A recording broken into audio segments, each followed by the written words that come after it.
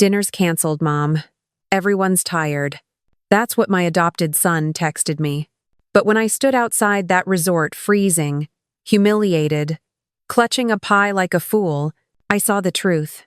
They were inside, laughing, toasting, gorging on lobster and champagne paid with my money, my retirement, my trust, my son, my own flesh and blood, not by birth, but by choice. And this is how he repaid me. And my credit card? Laid on the table like a trophy. Like I was nothing but a bank account with a fading face. I wasn't invited. I wasn't even considered. That night, something inside me shattered. Not cracked. Shattered. And if they thought I'd stay silent, they were about to choke on the last meal they'd ever eat off me.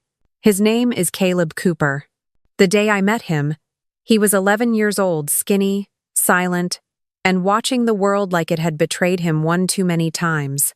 He sat alone in the corner of that foster home in Macon, Georgia, knees pulled to his chest, a copy of Hatchet clutched tight to his ribs like it was the only thing that had never let him down. The caseworker had warned me. He doesn't trust easily. He's been bounced around a lot.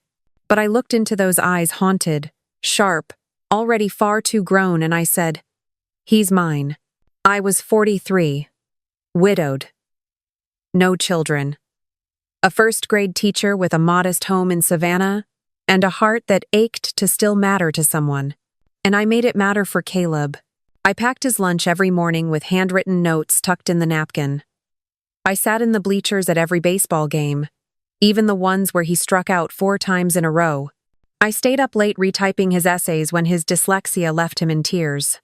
I even sold my husband's antique coin collection, his most prized possession, just to cover Caleb's tuition when he got into the University of Georgia. He never knew that.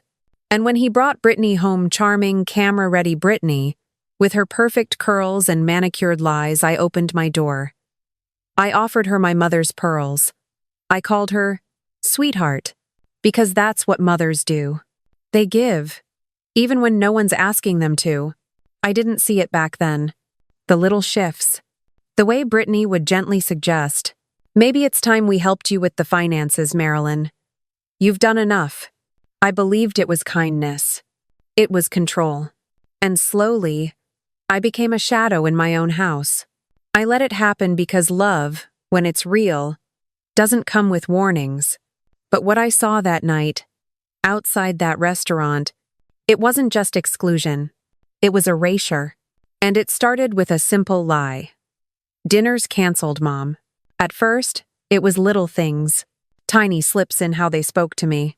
Missed phone calls, delayed replies, invitations that never quite came. I'd chalk it up to busy schedules, a growing family, the natural drift that happens as children build lives of their own. But deep down I felt it. The shift. It started after their wedding, small and sweet, in the spring garden behind Brittany's parents' home in Hilton Head. I sat in the front row, wearing a navy dress I had saved for 20 years. Caleb barely made eye contact that day. He looked polished, rehearsed. His smile never quite reached his eyes.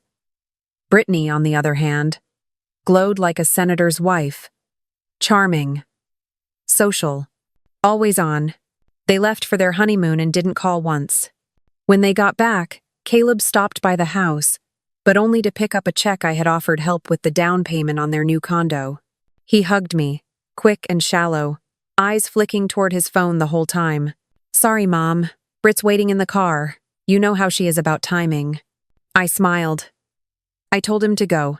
But after that, it was like I'd been gently moved from center stage to backstage, to not even being invited to the theater. Brittany started calling the shots politely, of course, with that sugary edge that always sounded like a compliment.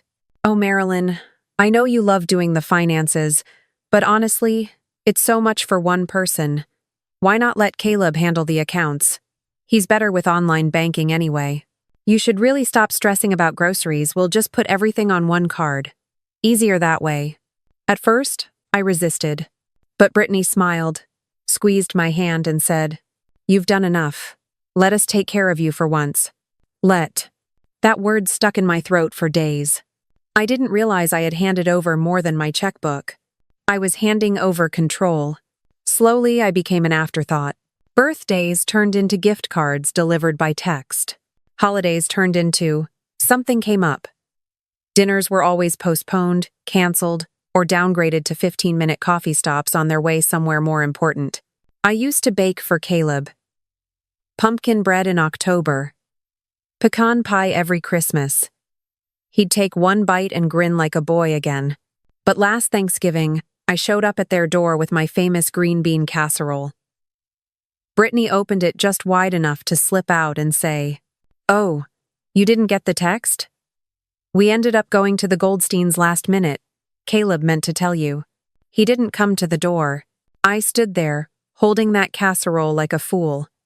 She didn't even ask if I wanted to come in. I walked back to my car and cried into the steering wheel for 20 minutes before I could drive. And it wasn't just holidays. They stopped including me in decisions. When they bought a new SUV? I found out through Instagram. When Brittany got pregnant? I heard it from one of my old students whose mother saw their baby announcement online. They didn't call me mom anymore. They started saying Marilyn around friends. At first, I thought I'd misheard. But then Caleb said it right in front of me at a brunch. Yeah, Marilyn helped us with the closing costs. Not my mom. Just Marilyn. Like I was a banker who happened to cook well. And then came the passwords. Bank accounts. Credit cards. My retirement account. Brittany insisted we merge finances. For convenience. I thought it was temporary just until they stabilized the new mortgage. But when I asked to see the statements, Caleb shifted uncomfortably and muttered, "It's complicated, Mom. Just let me handle it. You always forget your login anyway." I stopped asking after that. I didn't want to seem ungrateful. Didn't want to be that mother. The clingy one. The dramatic one. But inside, I felt something dying.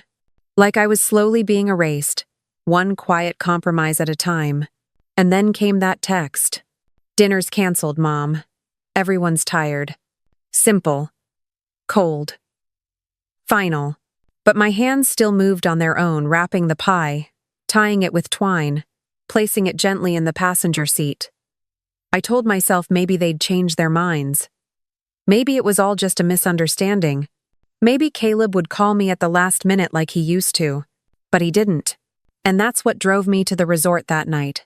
Because something inside me finally refused to stay quiet. The text came in at 4:42 p.m. "Dinner's canceled, Mom. Everyone's tired." No punctuation. No apology. Just 5 dead words sitting on my phone screen like a tombstone.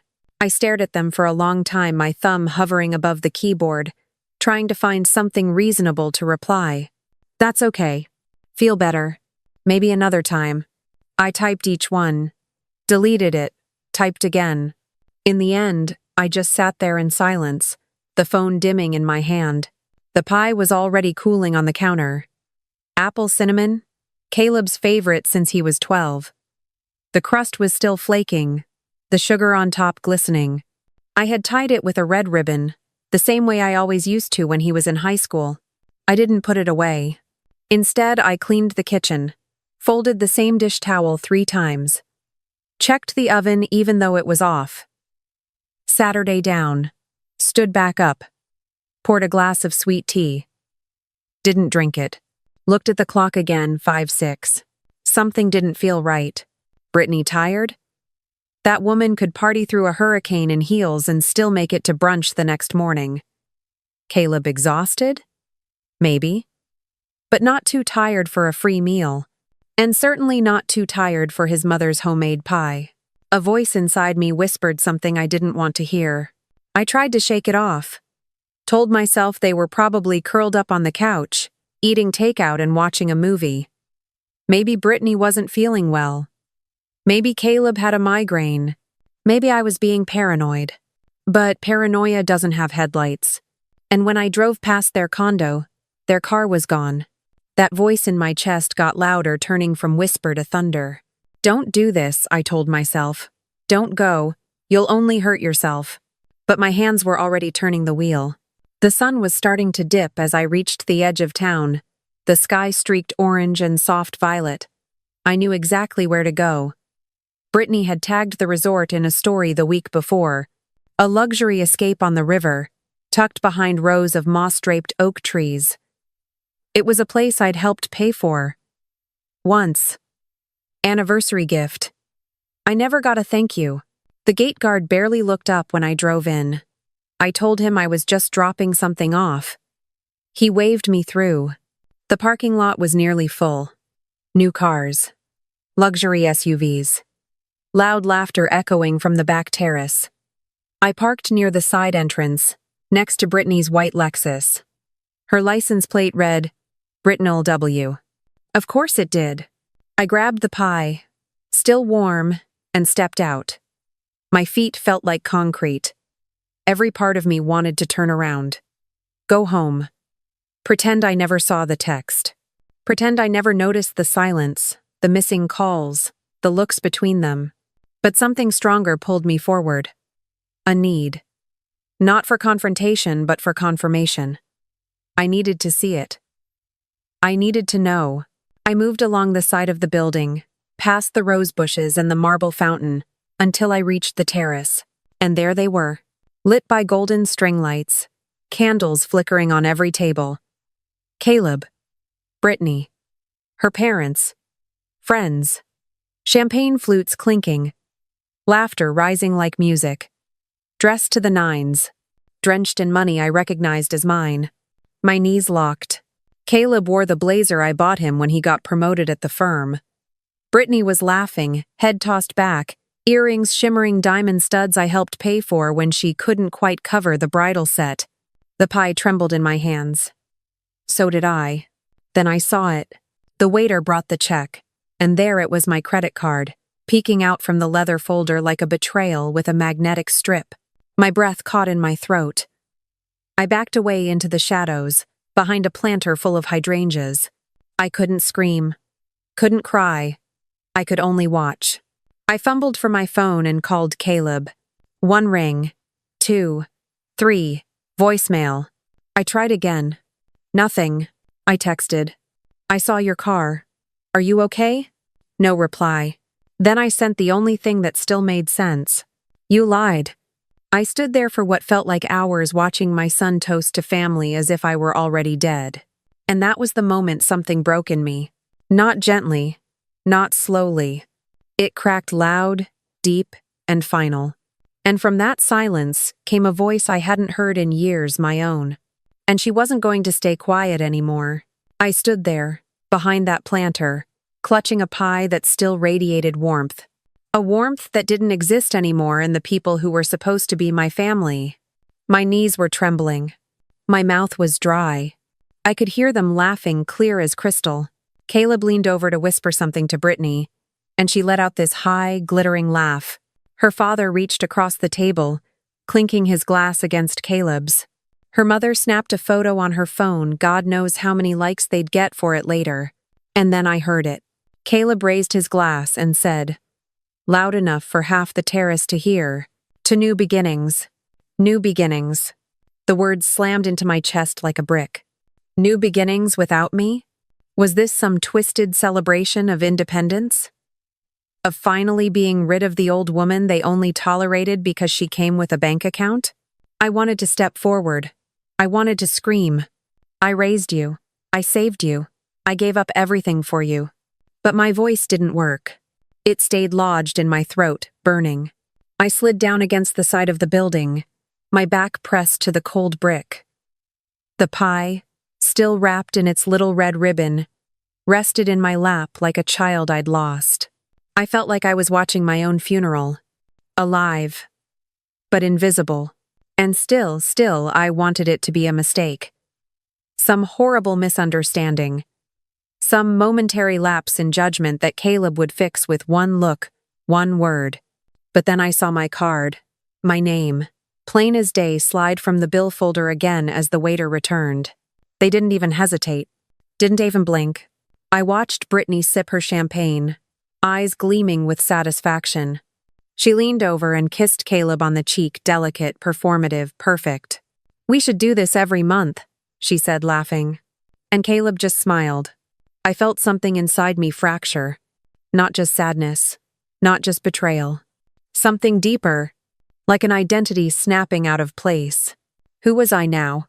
I wasn't the woman who raised a boy from broken silence into manhood. I wasn't the one who stayed up nights helping him memorize speeches, holding flashcards through tears. I wasn't the woman who sacrificed her future for his. I was expendable, replaceable, redundant, a burden that came with a checkbook. And the truth of it, the clarity wasn't freeing. It was devastating. I pressed my hands to my chest, like I could hold in whatever was cracking open inside. But it was too late. All my life, I believed that love was enough. That if you gave enough time, enough grace, enough sacrifice, you'd earn a place that couldn't be taken away. I was wrong. Because I had given everything, and somehow ended up with nothing. No seat at the table. No phone call. No name on their lips. Not even a mention, not even. My mom made this. I thought of all the little things. The lunchbox notes. The nights I sat beside his bed during flu season. The prom tux I had dry cleaned and waiting on the hanger. The time I pawned my mother's ring to help him buy a used Jeep. He didn't remember. He didn't care. Or worse, he remembered, and still chose this. I looked at that pie. It had started to sweat inside the wrap.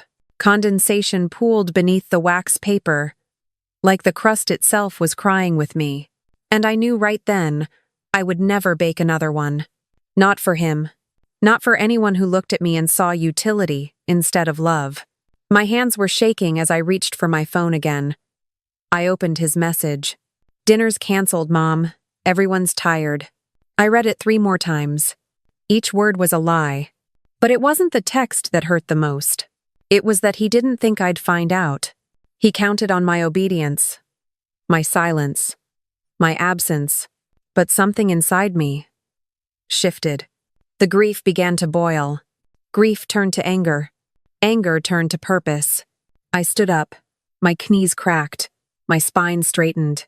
And I looked through that golden glow of the terrace once more. They didn't need me anymore? Fine. But they would learn what happens when the woman you thought was invisible stops being silent. I didn't walk away from the resort. I marched, one foot in front of the other, like I was stepping out of a grave I didn't know I'd been buried in. My heart was still aching. But something else had taken root beneath it. Resolve. When I reached my car, I sat for a moment, hands on the wheel, Pie still in the passenger seat like a witness. My phone buzzed once. "Caleb?" I didn't answer. I didn't need more lies. I needed clarity. And justice. There was only one person I could call. Hannah Ruiz. We'd gone to college together. She was a brilliant litigator turned estate lawyer in Atlanta. We'd kept in touch over the years, Christmas cards, birthday texts, but I hadn't spoken to her in nearly 6 months. I dialed. She picked up on the second ring. "Marilyn? Wow, is everything okay?" My voice cracked before I could even say hello. "No, Hannah. Everything is not okay."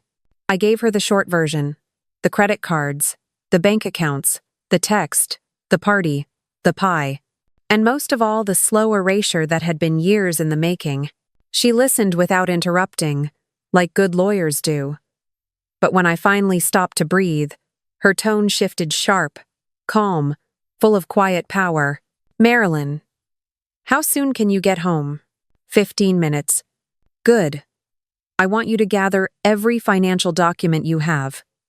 Bank statements, account authorizations, credit card agreements, anything with your name next to his. We're going to fix this. Tonight." For the first time in hours, I exhaled fully. I drove straight home, hands steady, eyes dry. The sun had dipped low now, the sky darkening, a soft golden haze still clinging to the Spanish moss overhead.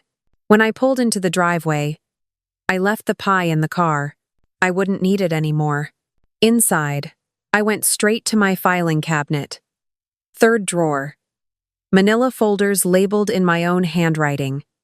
Caleb had once joked that I organized like a librarian. I had taken it as a compliment. Now, that attention to detail was going to become my weapon.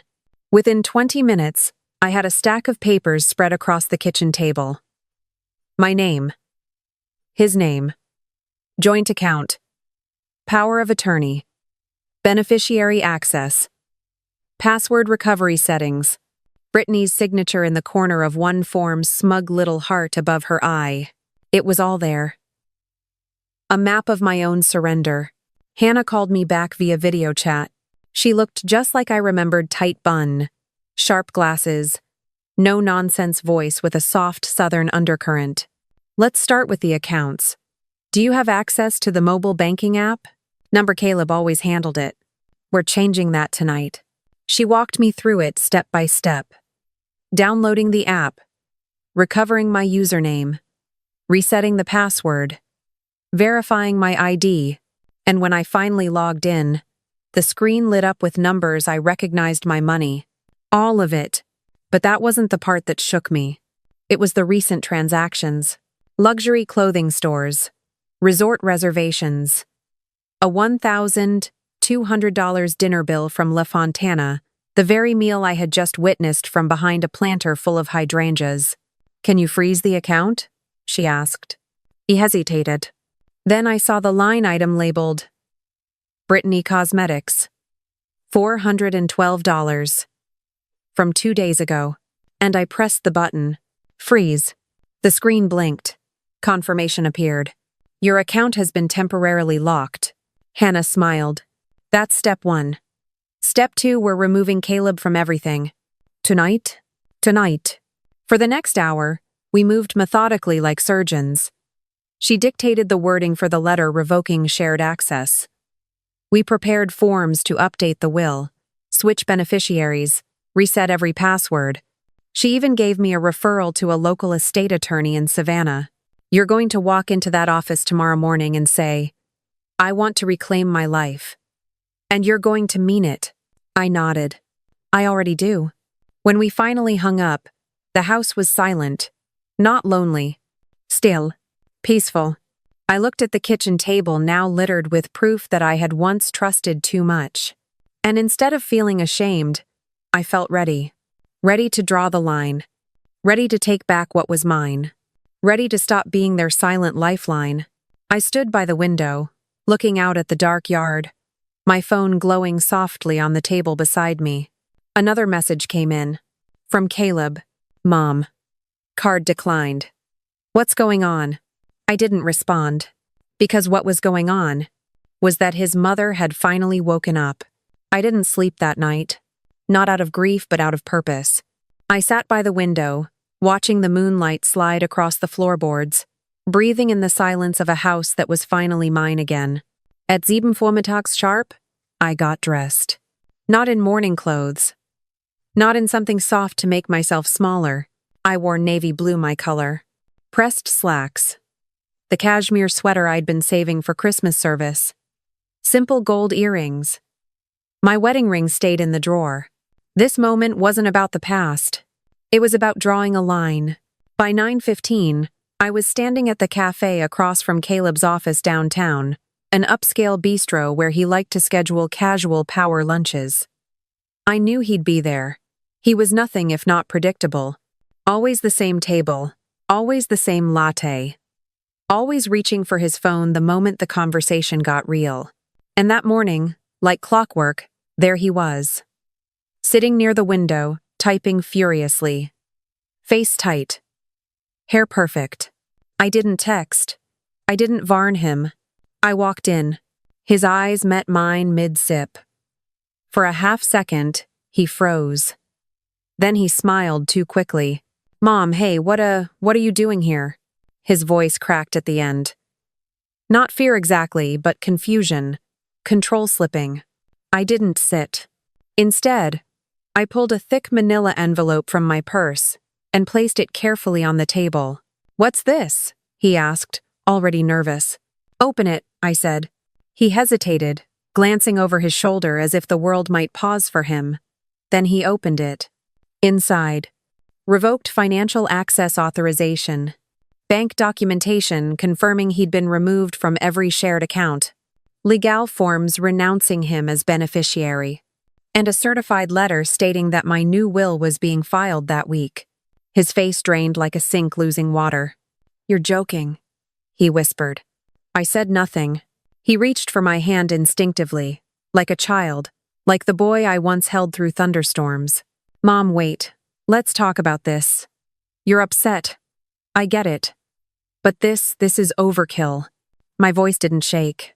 "What's overkill is lying to the woman who raised you, canceling dinner with a text, then throwing a party with my money while I watched from the sidewalk like a stray dog." He flushed red. "It wasn't like that." "Oh, it was exactly like that." I leaned in, quiet but sharp. "I saw the bill, Caleb. I saw my name on the card folder. I saw Brittany laughing with my money in her glass. And I saw you, my son, toast to new beginnings. I just didn't realize the new beginning meant without me." He started to speak again, but I raised my hand. "Let me finish." He froze. "You were 11 when I met you. Broken. Abandoned. I gave you everything I had. I never expected perfection, Caleb. But I did expect decency. And respect. You gave me neither." The table next to us had gone quiet. "I didn't care. You don't get to erase me and keep the checkbook. You don't get to shame me behind my back and expect me to fund your lifestyle. I may not have given birth to you, but I chose you. I loved you like blood. And now, I'm choosing something else myself." He looked stunned. Truly stunned. Not angry. Not indignant. Just hollow. "Mom, please. This is all Brittany. She pushed it. She managed the accounts." "No," I cut in. "You let her. You handed her the scissors and watched her cut me out. That makes you just as guilty." He opened his mouth again, but there was nothing left to say.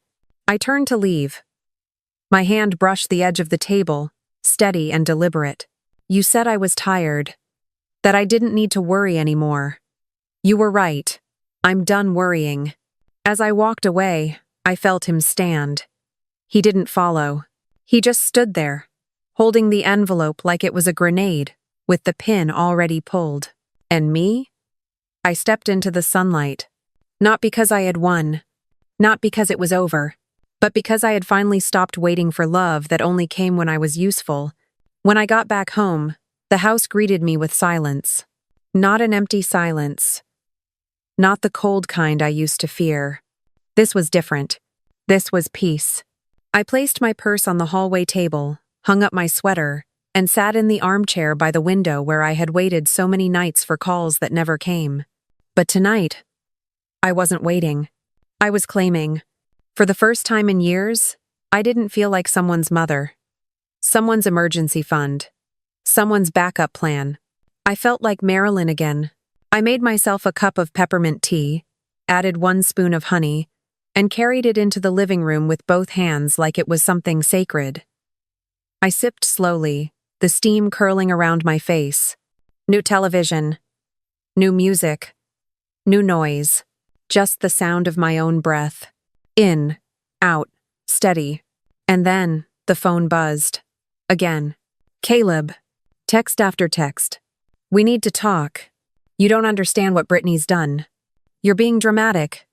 Mom, you're ruining everything." No apology. No ownership. Just panic. I turned the phone over on the coffee table, screen down. Let him scream into the void. He had my attention for 34 years. He wasn't getting another second. I spent the rest of that day reclaiming space. Not just in my home, but in my life. I emptied the Caleb drawer in the hallway full of old report cards, birthday cards, drawings from 2nd grade. I didn't throw them away. I'm not made of ice. But I did pack them in a box and put it on the top shelf of the hall closet. Some things are better remembered than relived. I took the wedding photo off the mantel, the one of him and Brittany standing in front of the chapel, her veil fluttering like something out of a magazine. I replaced it with a framed picture of me and my late husband on our 10th anniversary on the ferry to Tybee Island, the wind whipping our hair and the salt air in our lungs. We were laughing. And I remember, I was so happy that day, I forgot to check the time for hours. That's what I wanted to feel again. Not duty, not guilt, just life. And little by little, the house began to breathe again. In the evening, I walked out onto the back porch barefoot, feeling the cold wood slats under my heels. The garden was still. The air smelled of pine and soil. My wind chimes whispered against the breeze. I tilted my face to the sky and let the dusk settle on my skin like a blessing. I wasn't angry anymore. I wasn't even sad. I was done. The next morning, I followed Hannah's instructions to the letter. I met with the estate attorney, signed updated documents, revoked every access point bank accounts, healthcare proxies, insurance beneficiaries, filed a new will, set up a trust in my name, with a portion earmarked for the public library system in Chatham County and a local shelter for foster girls, and not a penny for Caleb. Not because I wanted revenge, but because I finally saw the difference between obligation and love. And love, real love, doesn't beg for crumbs from a table it paid for. That night, Brittany called. I let it go to voicemail. Then I played it once, just to see if anything had changed. Marilyn, it's Brittany. I think there's been a miscommunication. I'm sorry if you felt excluded. That was never our intention. You know how much we value you. But let's not do anything rash, okay? Caleb's really upset. Just, let's all take a breath and talk this out like adults. Her voice dripped with polite venom. She didn't say sorry for what she did. She only apologized for how I felt. That's not regret. That's manipulation dressed as manners. I deleted the message. No response was the clearest response of all. And for the first time in a very long time, I went to bed without checking my phone. Without hoping. Without rehearsing fake forgiveness in my head. Without bracing for guilt. Just sleep. Deep, restful, free. Because the truth is, when you stop watering relationships that only bloom when you suffer, you don't lose a garden. You reclaim your ground. Some days I still look at that old family photo on the fridge. Caleb is 7. Gap-toothed. Proud of the turkey he drew with his palm for Thanksgiving. I remember that day like it was yesterday. He wanted to glue macaroni on everything, and I let him. We laughed until we couldn't breathe. Those memories aren't gone. They're folded neatly into the corners of my heart, creased, faded, but not erased. And that's the hardest part, isn't it? We can't always forget those we love, even when they forget us. But here's what I've learned, what life has whispered to me in all those quiet mornings and long, aching nights. Love is not obligation. Love is not debt. Love is not endurance.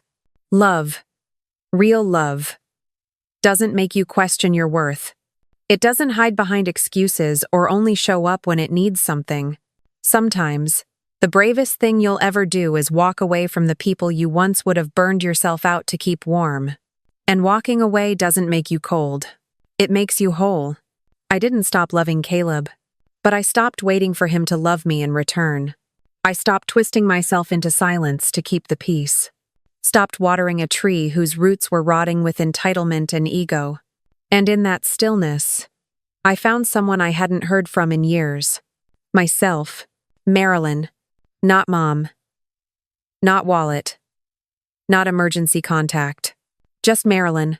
I go to the farmer's market every Saturday now. I've started baking again, peach cobbler, just like I used to before life got heavy. I joined a book club at the library. I laugh more. I sleep better. And I no longer check my phone, hoping for scraps. Because peace doesn't come from fixing what others broke. It comes from choosing yourself anyway. Final words to the viewer, a quiet call to heart. If this story touched something in you, if you've ever felt forgotten, used, or cast aside by someone you gave everything to, just know this. You are not alone. You are not too much. You are not disposable. And you are not weak for still feeling love.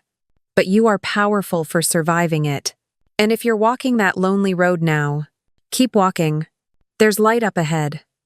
and there's peace waiting with your name on it. If this story resonated with you, I'd be honored if you'd leave a comment. Tell me where you're watching from. Tell me your story. Or simply say, I hear you. And if you'd like to hear more stories like this, please consider liking this video, subscribing to The Unwanted Revenge, and joining this small corner of the internet where your pain has a voice. Until next time, be kind, be brave, and don't ever be afraid to choose you.